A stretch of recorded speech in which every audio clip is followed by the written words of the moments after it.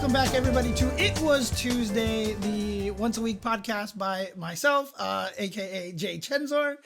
If you guys are watching this on YouTube, I just finished the JP Blanca footage analysis. You can find it here on this channel on youtube.com/UltraChenTV, and check that out. We saw a lot of really cool things, but for now, we are going to move forward and continue on, talk a little bit about some news that is coming up here. Just mainly want to talk about this coming up weekend. If you guys get a chance to see this, the Tekken World Tour Finals and Frosty Faustings are taking place this weekend. So again, the Tekken World Tour, obviously the Tekken counterpart to the Capcom Pro Tour. Definitely want to check that out. It's going to be the finals, and there's going to be a lot of crazy things going on there, and almost certainly we are going to get a lot of information, well, maybe not a lot, but some decent amount of information about Tekken 8. I'm sure we're going to get some new Tekken 8 information from this event, so that's definitely going to be one of the reasons why you're going to want to check that out over there. It is going to be taking place in Amsterdam. So the time zone difference is going to be a little bit different, so you'll definitely want to make sure you know what time to tune in for that.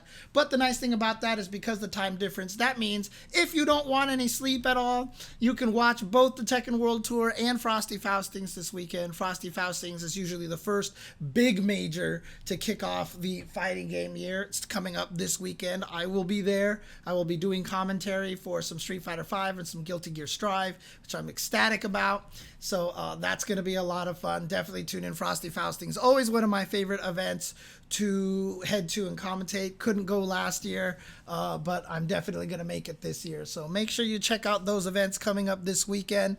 You should be able to find all the stream information for Frosty Faustings. If not, keep an eye on my Twitter, on my Twitter at least, so that way you'll see when I'm jumping up on for some Street Fighter V and some Guilty Gear Strive commentary. And yeah, Frosty Faustings is doing what it's normally doing. There's a couple of like pre-event exhibitions like team tournaments and some of the side tournaments that are taking place on like Thursdays, but in general Frosty Faustings only runs Friday and Saturday, and Sunday is an after party day, and they are maintaining that despite the fact that they are like the fourth biggest event in the United States at this point, only after Evo, CEO, and Combo Breaker. I think Frosty Faustings is just the next biggest one. In fact, they have over 1,000 Strive entrants. I think they have like 2 more entrants for their Strive than Combo Breaker did. And again, Frosty Faustings is a Guilty Gear first tournament, so Strive will undoubtedly close out the weekend as well. So it'll be a lot of good times. I'm sure you'll get some XX Reload Accent Core plus R, as well as some Guilty Gear Exerd, Revelator 2. So definitely tune in for a lot of fun ArcSys fighting game shenanigans going over there. And I know ArcSys loves them. Maybe they'll give them a reveal. I mean, hopefully, maybe we'll find out who the next DLC character is for ArcSys or something like that. Maybe, I don't know. Perhaps. Oh, and my cat wants belly rubs.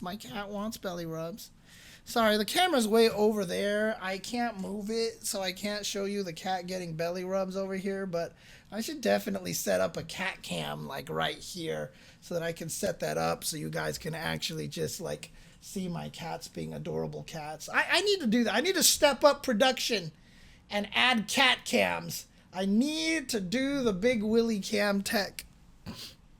But let's just talk about the topic at hand for this week. Patches. I kind of want to talk about patches a little bit and how I feel like patches in the FGC need to improve and actually kind of change how we look at patches, because we're in this very interesting situation right now where we don't want frequent patches. We've already kind of given that information to the powers that be out there, right? The devs out there knows we don't want frequent patches because frequent patches can be a problem. It's just, it's too hard to keep track of. One of the early MK games just had patches, patches, patches, patches, and it came out so fast that people had trouble keeping up with it, and we really just didn't give a chance for the patches to bake. Baseball Super asks, who says we don't want frequent patches? Well, that's what a lot of people said. A lot of people have said maybe 2 patches a year, one after Evo, one after the year-end finals, and that's probably a good, safe amount of balance patches. And I feel like a lot of companies are actually trying to maintain that. They're actually trying to adhere to that, because I think that's kind of what the community wants. But I actually want to bring up a point here that maybe this isn't what we want. maybe we want patches a little bit faster. Now, here's the problem right now. Here's the thing that we have to really kind of look at. And yes, Necromancy Black is already kind of jumping the gun here. He does this a lot. Every time I come here, I'm trying to lead to a point. Necromancy Black jumps in the chat and says like, maybe some, whatever, 1 or 2. Dude, stop it. Stop it, okay? Let me talk. Let me talk. What I'm saying is we have to look at it. So what MK was doing when we were getting no, says Necromancy Black. What we were doing when MK was coming out, I mean, these patches would come out and a lot of things would change. A lot of characters would change here and there. I think we should be getting to a point where we want major patches maybe twice a year. Major patches maybe twice a year. But I think, and we're seeing this in the case, for example, KOF is one of the biggest examples of this. But I think we might be down. I think players, and it might be healthier to have more frequent patches that are really, really laser focused. We don't need crazy patches. Now, obviously, I don't know what the rule is with consoles right now on their patching policies, because I remember on the Xbox 360 originally they had it so that the first patch was free and the rest of them cost money and blah blah blah and needs to be certified. So a lot of times these companies probably want to dole out the patches a little bit slower because it's actually better for them. Sorry, I hit the mute button on my microphone just now for a second. But the thing is, right, so in the modern FGC, there's also a timing issue with big patches, and the timing of them can fail to favor certain events, which is why having one after Evo, which is like, okay, we saw what happened at Evo, we have a good knowledge here on how we want to tweak the characters, and then after the year end, sure, you tweak the characters a little bit, and that's also when you start introducing Season 2, and you put in the big mechanic changes and all that stuff like that. Now, here's the problem. Here's the problem right now. Well, see, here's the thing, Daj Mahal. She says, I'm not for patches. I'm for companies making things that work and letting people sink or swim unless it's really broken. Yes, yes, yes, not for esports. Not for esports. I agree. Not for a game that is esports related, right? So because there is the competitive aspect of it and it can affect a lot of people. When a character like Tanya comes out and Ed Boon sees it and is like, nerf this character when he sees 5 in the top 8 at CEO, and then they nerf him within 2 weeks before Evo rolls around after CEO, we need to make sure that we, for esports, the quality of a character can definitely change the outcome of things. So the reason why this topic came into my head was because of a tweet that Hotashi made. And I probably should have brought this up beforehand. Let's do this. Let's get Hotashi. Now, keep in mind, I need you guys to understand something about Hotashi, okay? Hotashi is a very, very strong player. He's a very smart player. He's the kind of player that when he runs into things that are powerful, he will figure out how to fight against it. Hotashi is one of the strongest Guilty Gear players that we have in the fighting game, and especially the Guilty Gear scene. A recent tweet of his earlier this month reads, nerf this motherfucker, nerf this, repeated, what is this, 1, 2, 3, 4, 5, 6, 7, 8, 9, 10 times. And he's talking about happy chaos over here, okay? He's talking about happy chaos. He does not like happy chaos. Here we go. Just defend into bang, bang, bang, bang, bang, kill. And this is, yeah, he just quit. He just ejected and went to watch anime. That was it. That was how his stream went over there. That is literally how his stream went. And he basically then tweeted out earlier today saying, I've started going on strike. Whenever I get hit with gunshot or class shot, controller down until next round, we must defy the current state of affairs. So in other words, he really hates happy chaos. Now here's the thing. That tweet about nerfing happy chaos came after the big patch from Arxis where they nerfed happy chaos already, but not enough.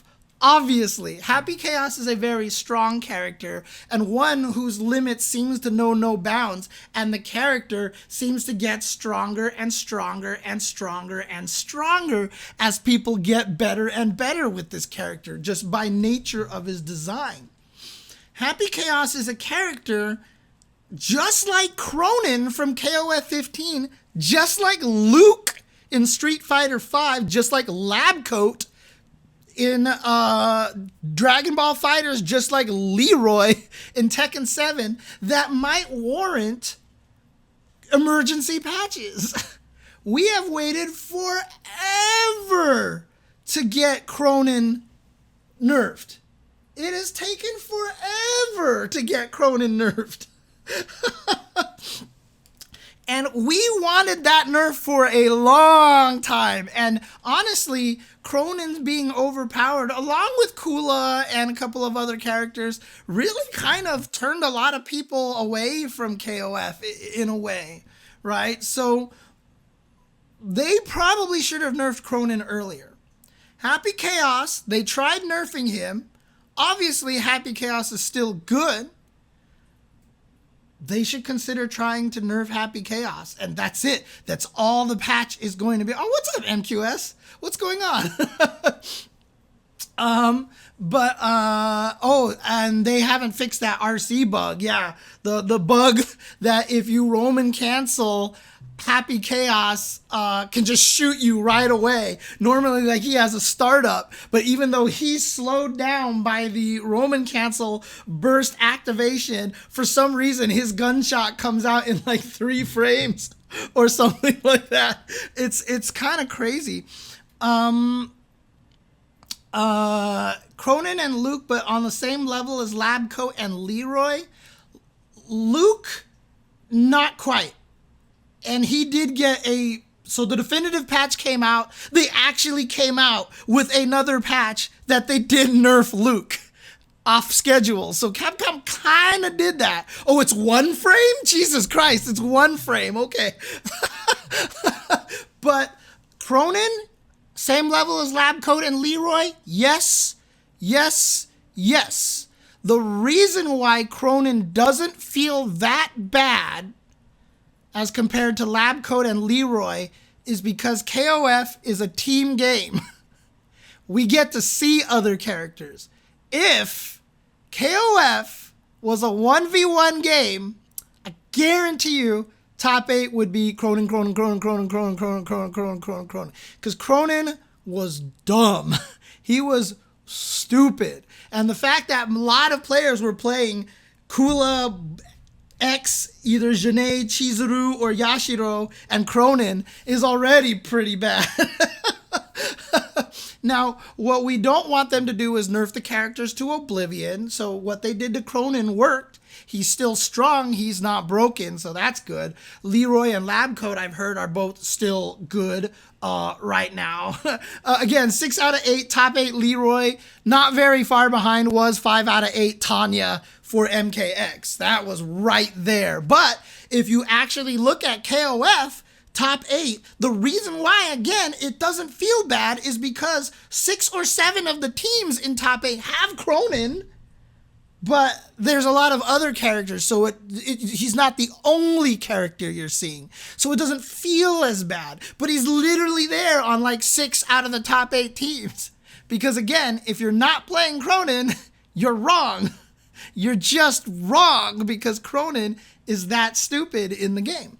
Now, the patches for something like this, for like Happy Chaos. Look, as a person who watches a lot of Strive, I commentate Strive a lot. Happy Chaos is definitely very strong, and in the hands of the right person is kind of dumb. So I definitely understand where Hotashi is coming from, wanting to nerf this character, to be honest with you. So I really, really think that we should start looking at it a little bit differently now. So we've gotten to the point where devs understand we don't want the MK situation of MK9, where it was like patch. Because what's one of the negative things about patches is that it takes so much work to keep up with these patches.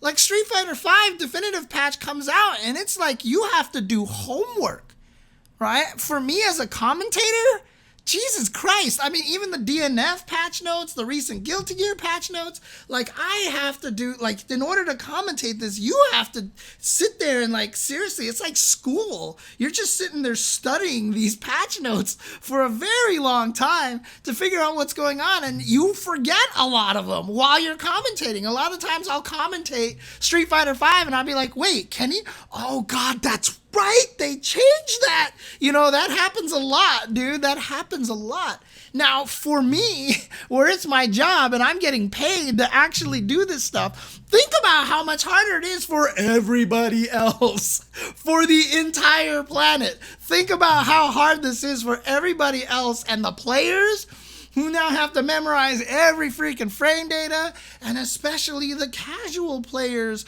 who are now looking at all this frame data. So we don't want frequent patches like what MKX was doing. I mean, MK9 was doing very early on, where they did many patches. NRS listened and switched it so that they came out with patches less often because now players could keep up with it a little bit more. And not only that, you give time for things to bake. So this is the negative part, right? We could sit here and be like, oh my God, Cronin's so busted. And then they nerf him. And then we find out that there was something we just didn't know that blows Cronin up completely, and he shouldn't have been nerfed. Let's rebuff him a little bit again or something like that. Olaf and I talked about this on Synchronize in the context of DLC characters. Like Billy Kane comes out and he sucks. Like we could afford to have an emergency patch to make Billy Kane playable in KOF 15. Like Billy Kane is like worse than Zangief level of Street Fighter V. Like Billy Kane in KOF 15 before the recent patch literally didn't exist. Like you just couldn't play him. You hit someone with standing C and you died. He's still lacking for sure, Taj Mahal, but he's not basically completely useless and non-existent like he was before. Can we afford to do an emergency patch for that? Yes, but like Olaf and I were discussing, and apologize for people who watched that show, that this is a little bit repeat conversation here, but we should be more forgiving for devs going, oops. So if they overbuff somebody or they overnerf somebody or release a DLC that's too strong or too weak, we should give them the opportunity to do an emergency patch to try to normalize them. But if they were wrong, and they buffed someone and it turned out we just didn't know how strong they were and they end up being too powerful, we should allow the devs to just be like, yeah, sorry, rolling that back. Or if they nerf a character and then we figure out that he wasn't as strong as he was before, we should be capable of letting devs go, yeah, okay, let's roll that back. Because the problem is right now, I think devs feel like if they roll back a change, if they revert a change, like literally just delete a change, it's them admitting they were wrong. And I think that we as a community need to actually encourage that and be like, you know what? It's okay. Go ahead and revert that. Just revert it. It's fine, you know? And if literally the patch notes come out and I'll be like, sorry, this was stronger than we thought. Reverting. Let's go. Let's go. Let's go. Let's go. But again, not too often, and having patches that are laser focused for a certain character, because the other problem that we have now is that if patch notes come out and if they change one character, I think there's also a pressure from the devs to change everybody. Like, you released the patch and you nerfed Cronin, but you didn't fix Billy? Man, what the hell's wrong with you guys and stuff like that. Like, we're putting a lot of pressure on the devs to do exactly everything perfect all the time. There's not enough patches. There's too many patches, etc., etc. And I think that's kind of one of the problems. And I think we as a community need to be a little bit more lenient to them. Now, having said all that, IMAX Mouse asked, does JP have Bison in him? It looks like Omen from Killer Instinct more than Bison. So I think the Bison theory might not be true, but I don't know. Maybe it's a skeleton of Bison. Who knows? Players need to stop crying some. Again, depends on who's talking. The reason why I prefaced the Happy Chaos thing by describing Hotashi is because if Hotashi says Happy Chaos is broken, I will believe Hotashi. Because what I know of Hotashi is he's not the kind of player who's just going to be like, this is broken, nerf it for his own gain. Like, he's actually pretty logical and very smart about these things. If he's saying you need to nerf Happy Chaos, I think Happy Chaos needs to be nerfed at this point. And again, is Happy Chaos stupidly broken? No, because he's very hard to use. And secondly, again, it's not fair to bring up like Nako in CVS 1.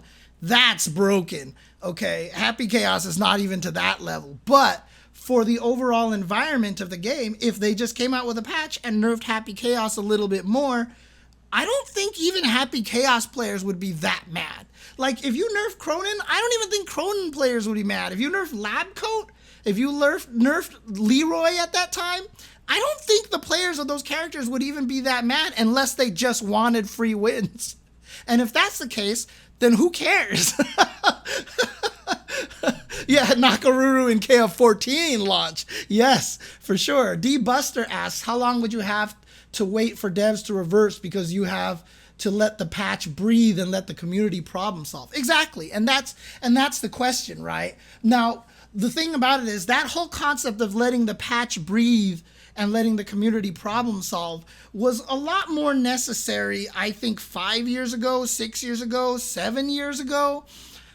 Today, we're really good at fighting games. Today, we're really good at fighting games. I cannot name you within the last 3 years an instance of something coming out and everyone being like, this is broken. And then turns out, oh, actually, we were wrong. Or this guy sucks. And then it turns out 6 months later, we were wrong. The character's actually, we're pretty good now. I'm just going to say, we're pretty good now because there's so much information out there and we're really, really good. Well, Crusader, everybody complained about in the beta. Remember, Crusader complained about everybody in the beta. The closest one is Nagoriyuki from the beta to the release. When he came out on release, everyone's like, this character sucks. But this is all due to beta experience, right? Let's not take the betas into account. So what we want to do is we want to make sure, well, that's the thing, is that beta 1 Nago, everybody, he wasn't good, but people liked him. And then when they improved him, when they, not even quotes, when they improved him, people thought they nerfed him because his blood went up too high and they all thought he was useless now, when he was actually better. And Hotashi was one of the only people who believed in Nago when the game first dropped. And then he showed Nago for being top tier as he was. But for the most part, most of the time when these games come out, not counting betas, and again, betas are a whole separate problem. Like betas can I actually think betas have actually hurt a lot of characters in terms of balance unnecessarily, because every character I play gets nerfed because they're scary in the beta and then they turn out not to be that good. But they get nerfed because people complained about them in the beta. Potemkin, Inquisitor, God damn, Isla. Anyways. The thing that we have to do here is we do have to let the characters bake. Now, I wouldn't want them to revert it in less than, let's say, a month. I actually think a month is a decent amount of time to let a character bake these days. Like, I don't want them to release it and like 2 weeks later be like, whoops, that's too fast.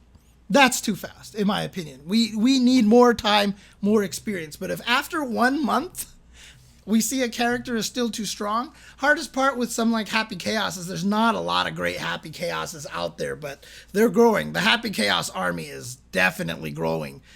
Very, very much. And again, like I said, you have to use the tournament results and you have to listen to the people that you know what they're talking about, right? The one thing that I wanted to get to here, the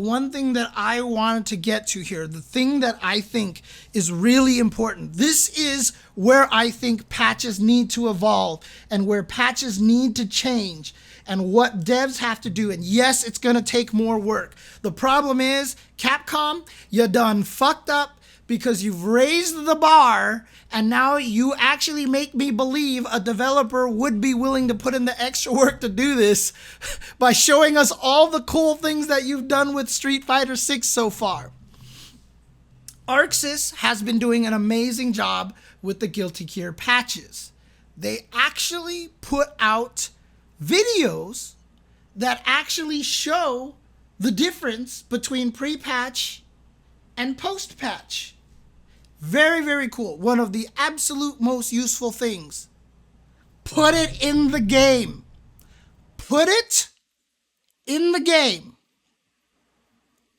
Put it in the game, and not only that, but let us pick old versions of the characters in the game. And so even if we have these half-a-year major patches and small patches in between, when you pick a character and maybe put it in some super obscure advanced menu, being able to pick an older version of the character, one, is good for history, because then we can actually show people why stuff was broken, and maybe you can actually go and try to figure out why they changed it. But by allowing us to pick the characters in the game, that means those versions of the characters are actually saved in the game. And you have designed a way in which you can shift a character back and forth between patch versions, which kind of already exists. If you look at Street Fighter V, sometimes the trials only apply to older versions and everything like that. I mean, training mode is the only place that this option should be. And then by allowing you to have the versions of the character with this patches in there that you can swap, you can also have a demo mode literally in the, like, if you go to Street Fighter V, you'll actually see, like, there's that tutorial section where they give you all the information on characters and all stuff, and you can go to the trials. There literally needs to be a patch section in there, like patch notes section. And you go to that over there, and you pick patch notes section, and you click on Chun-Li, and you see latest patch, and you click latest patch, and because the game can literally change the version of the character, let's say Chun-Li standing fierce gained extra range. They can actually just show Chun-Li standing next to Luke and punch and miss, and then just switch patch versions and be like, ding, pow, now you see it hit. Or this move wasn't punishable before. Basically do what Arxis is actually doing in those videos, but actually in the game. So that way, if you are a player that played Street Fighter V in Season 2 and stopped, when you come back to Street Fighter V and you're like, I don't know what's changed with my character, you go click on the patch notes option in the menu, you go, oh, this is when I stopped, and you see there's been 4 patches since then. You can click on all of them and actually see all the changes to your character. Now, one of the hard things is that the developers sometimes are very bad at, the company themselves are very bad at keeping track of what actually changed. We've seen phantom patches get into things like that. And, right, it's on the website, MQS, but it needs to be in the game. Or just make it so that they're videos you can load. But I still want it so that you should be able to change versions, because in like the settings menu, you should just be able to jump to any patch version you want. Because right now, the cool thing about it is, if we wanted to talk about Champion Edition, and I wanted to tell you how broken M. Bison was in Champion Edition, I can do that. Right? Through MAME, through Fightcade, through emulators, through Street Fighter 30th. But if I want to tell you about the patch that was very brief of why Abigail was so broken at one point in time, we just have no ability to do that. And yeah, of course, what Gundam Jehudi Kai says, none of this is available in ranked. For sure. This is all just for local. This is all for offline play. For sure. You cannot do any of this stuff on ranked. Ranked is fixed to the latest thing. I think that for sure, for sure. But I really, really think that, and yeah, MQS is saying that it actually breaks the game's terms of service if you actually do that. Yeah, I mean, if they build it into the game, make it so that there's no way to do that, and even maybe, only in versus mode if you feel like, fucking around with your friends or whatever like that, just so you can play old versions. But like, can you imagine, like, Street Fighter 4 has edition select, like, it should just literally have like pick the game version, right? And I really think that we need to put it all into the game. It needs to be a historical reference of everything, and the side benefit of that is if you can change the patch version of your character on the fly, because it's just a change in move properties, so it's not even necessarily a heavy loading thing, then you can put the displays in there very, very easy. It's very easy for you to show this move has gone from being punishable to being safe on block.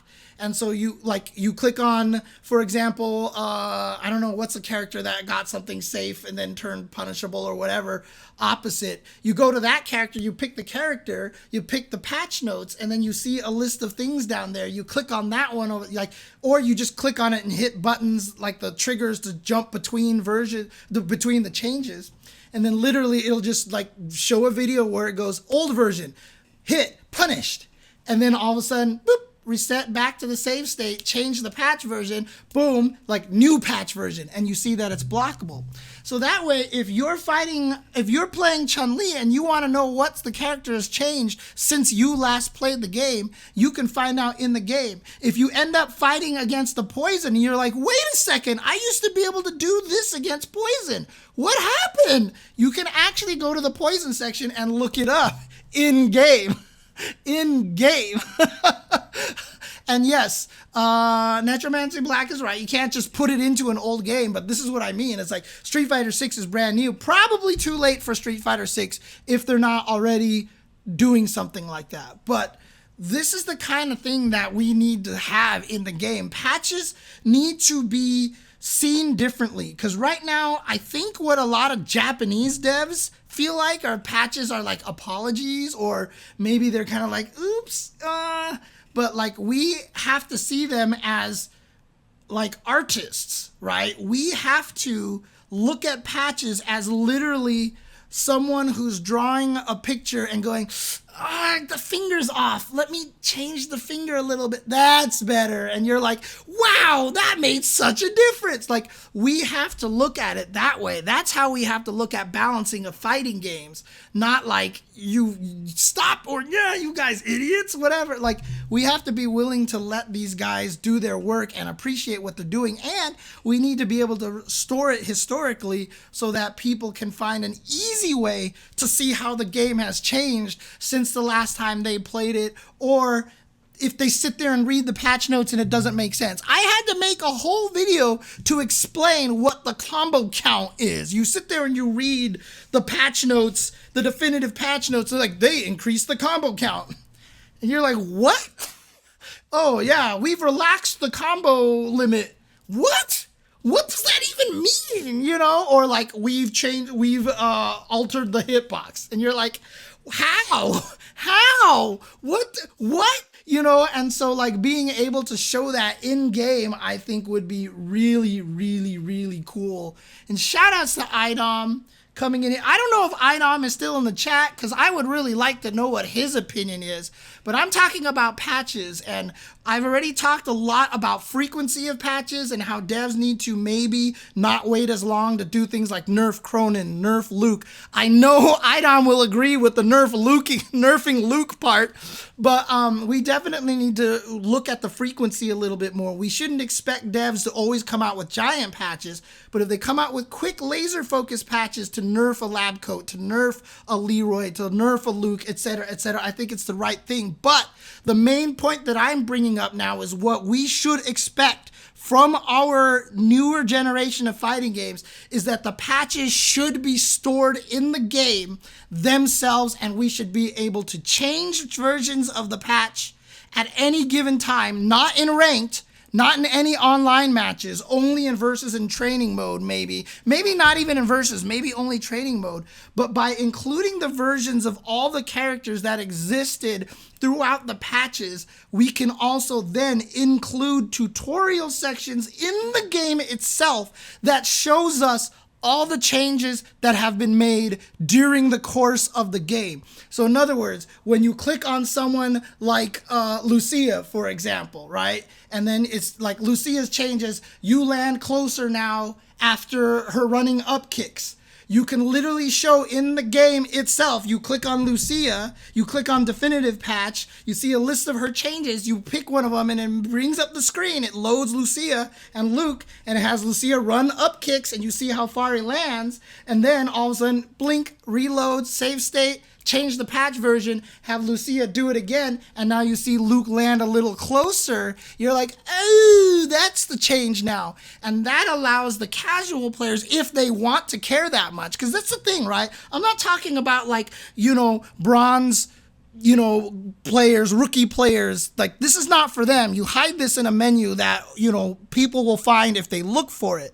But for everybody who's going into the gold level, the platinum level, these are not the pros, but they're also not beginners. They probably care enough about patch notes.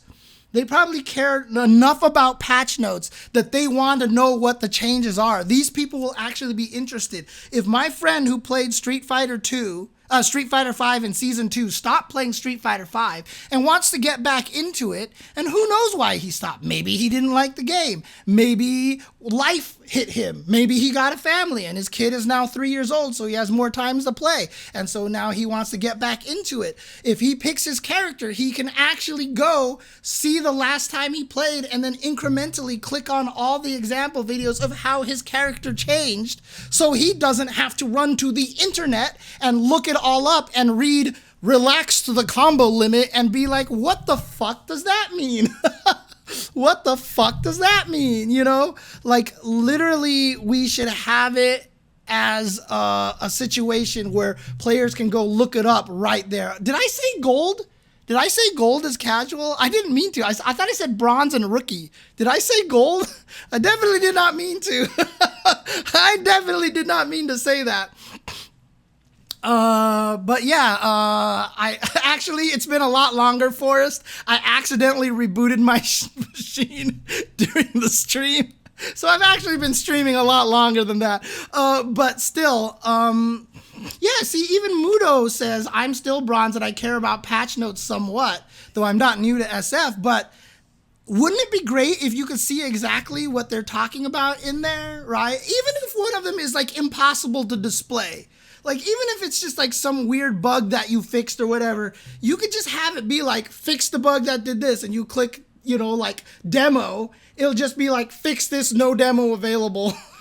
And just move on, you know, and then you just go to the next one. You go to the next one and you can see it. And then if you're playing the game and you're semi-serious enough about the game and you fight against a bison and you're like, wait a minute, this used to be punishable.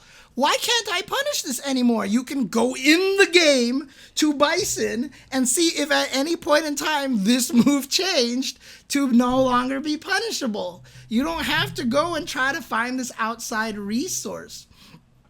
I think this would be so valuable to put in the game. And I think, you know, obviously move lists, frame data, we've already argued they should be in the game itself. And again, Street Fighter 6 is setting the bar very high at this point, to the point now where I'm starting to find the next level things that we need to start demanding. And in my opinion, the ability to switch patch versions in the game itself, to be able to have a historical context. Like I said, for those people from iDom stream who didn't hear me say this beforehand, I would like to be able to go, yeah, check out the start of season 3 where Abigail was stupid broken, where Abigail was like really dumb. Check out what Abigail used to be able to do. And then we could show off what Abigail used to be able to do.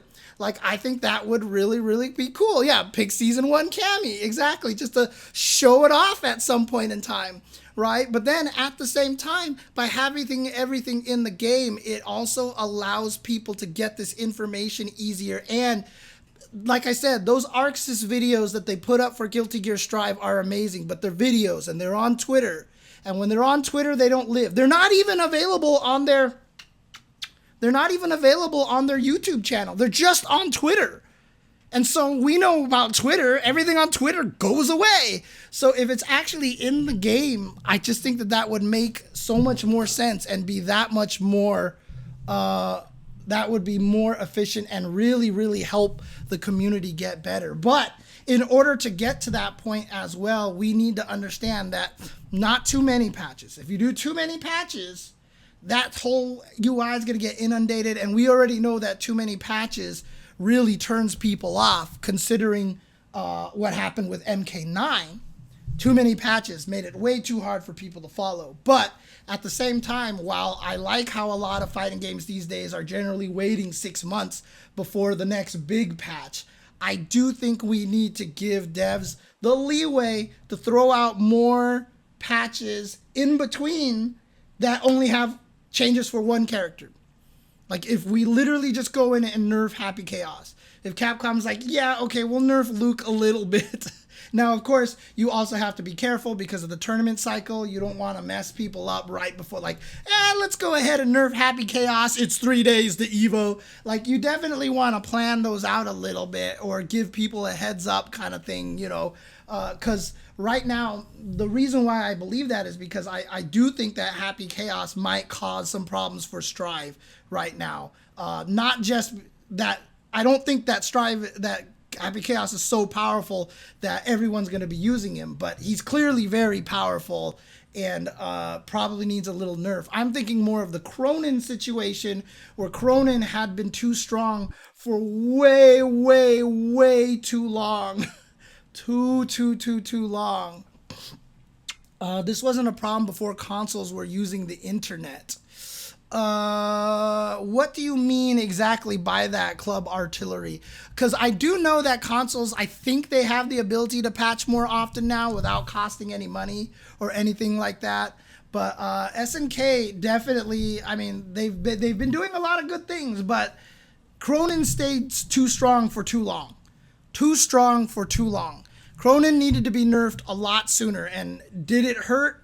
KOF 15's popularity, not as much as the matchmaking, but seeing Cronin on like every single team certainly didn't help. It just didn't feel as bad as Leroy or Tanya in MKX or Labcoat because, well, Labcoat is a team game too, but Labcoat was just, yeah, ridiculous. And at least in KOF, it's 1v1 instead of, assist-based and stuff like that. So sometimes you didn't even see Cronin if the guy OCV'd with Kula or won with Kula and their secondary character and their second character, right? But there was way too many Cronins, and I really think it does help a lot. So it costs them money. I think Xbox is like you only get 4 to 5 patches a year depending on your budget. And actually, Anubis, that honestly sounds like a perfect amount.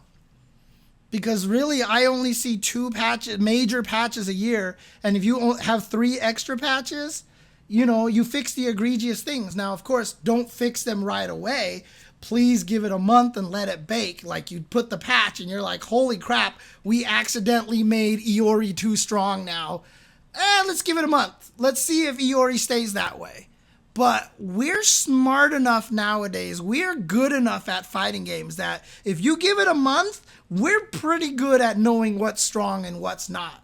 And I really do feel like we haven't been wrong in a long time. We haven't been wrong in a very, very, very long time on what's too strong, on what's too weak. When Billy came out, we were like, Billy kind of sucks. And Billy stayed sucking, okay? When Labcoat came out, Labcoat's kind of strong. She stayed pretty strong for a really, really, really long time. So I think 4 to 5 patches a year is enough, to be honest with you. But we definitely have to give devs the ability, like I said, as the artist mentality. Like, I don't like the way this arm is posed. Let me move the arm a little bit. Oh my God, it looks that much more natural. And that's all they changed. If they come out with a patch and like, sorry, look, we're nerfing Happy Chaos and only Happy Chaos. We can't be like, what? You did this and you didn't buff Giovanna at the same time? Giovanna needs so much help. Where's my Potemkin buffs? Actually, I probably would do that, wouldn't I? I probably would get mad. I'd get personally mad about that. But anyways, be better than me. Be better than me. And if they nerf Happy Chaos in a patch and don't buff Potemkin, don't cry about Potemkin. Be happy that the overall environment is better for the nerfing of Happy Chaos. Oh, man. But Kotal Khan, he did get patched, right? He got buffs, if I'm not mistaken, Ebenken. So he did get stronger, if I'm not mistaken. He did actually get stronger, and I don't think Kotal Khan was ever Billy tier. I don't think Kotal Khan ever reached Billy tier. Because Billy is just bad. Like, I wouldn't even say, like, Zangief in Street Fighter V needs an emergency patch. Zangief can still win. He's obviously the weakest character in the game. It sucks for Zangief players, but the environment is pretty fragile that Zangief getting buffed could really hurt a lot of things. He's not bad enough. I mean, Billy got a ton of buffs in KOF 15, and he's still not very good. And he's still not very good. So I think it's fine. I think it works out the way it is. What's up, BXR? What's going on? So I actually think, for real emergencies, Alien in MKX, Leroy in Tekken, Tanya in MKX, Labcoat in Dragon Ball Fighters. These are the kind of things I think would work pretty well. So... Well, to be fair, Billy's name is Billy Kane, which sounds actually cool, or Billy Khan, or whatever. So, oh man, but that's kind of how I feel. Anyways, I do think we need to look at patches differently, and I do think that there is a reason for us to put the pressure on devs to actually start including patch notes in the games and patch demos in the game, and letting us be able to pick any version of that character with the patch. I really do think that is an important thing that should show up in our fighting games. Just like putting the frame data in there. We need all the information in there. We need to put as much in there. And fighting games are hard enough to keep up with already. It's hard enough for casuals. And then if you tell someone, oh, I'm going to play Street Fighter, and they're like, your character changed. Oh, what'd they change? Go to the internet. Or go onto Google and type in Street Fighter 5 version season, like you're just gonna lose the players, right? If you just give it to them in the game themselves with super fast demos, like missed, patch, now it hits because it has better range. Ta-da! Like in like literally 5 seconds, you've learned what one of the buffs for your character is. Like. It's that simple in my opinion. So I think that's a good way to do it. So, I mean, to be honest, Forrest, I saw some people tweeting that now that Street Fighter 6 is coming out, Street Fighter 4 has been around long enough. Retrofit it with rollback netcode. Dude, yes. Yes. I think Capcom should release a retrofitted version of Street Fighter 4 on Steam with rollback netcode. 100% yes. Do you see what Arxis is doing with Exert? 100% yes. Give us a Street Fighter 4 with rollback netcode. I mean, look, if they came out with a new version of Street Fighter Cross Tekken Forest, but they patched it so the game was good, yeah, I'm totally down with that. I'm definitely down with that. So, oh, man. Why didn't they let Zangief keep his green hand? He doesn't need the green hand. The green hand... If Zangief got the green hand in Street Fighter V, it would not change his placing at all. He'd be the exact same character. Trust me. Trust me. Where is Dragon Ball FighterZ rollback? Good question. Hopefully it's coming out soon. Hopefully it's coming out sometime soon. They've definitely been very quiet on that. So a retrofitted version of Street Fighter V with good netcode? Yeah. Good rollback netcode? Yes. For sure. For sure. But I think that's about all I have for today in terms of topics. Again, I covered JP and Blanca earlier on stream today, and that match. We found a lot of very interesting things that'll be up on YouTube. You can check the archives if you guys want over here. But I really do feel like... we're in a really interesting... I mean, this was a part one conversation too. I really do feel like we're in a, quote, golden age of fighting games. It's a really good time. And the fact that I can even say, hey, you should put patch notes in your fighting game is already like the 7th layer of amazing advancements that we've already had in the fighting game community. Right? We're not buying a new version of the game every single time to warrant wanting to be able to have patch notes in the game. We're getting patches, and devs are actually responsive enough that and giving us a lot of information that we can even say, please put patch notes in the game, and there's a realistic chance that they might listen. But see here, Forrest, playing Fightcade 2 is indicative that right now is the golden age of fighting games, because you have better you have the ability to play those games with netcode right now. And you couldn't do that before. So being able to play Fightcade has everything to do with why fighting games are in such a great position right now and why we should all be very happy with where it is. But again, fighting games are hard. They're not easy for casuals to get into. They are not for the masses. And the reason why that is because fighting games are very technical.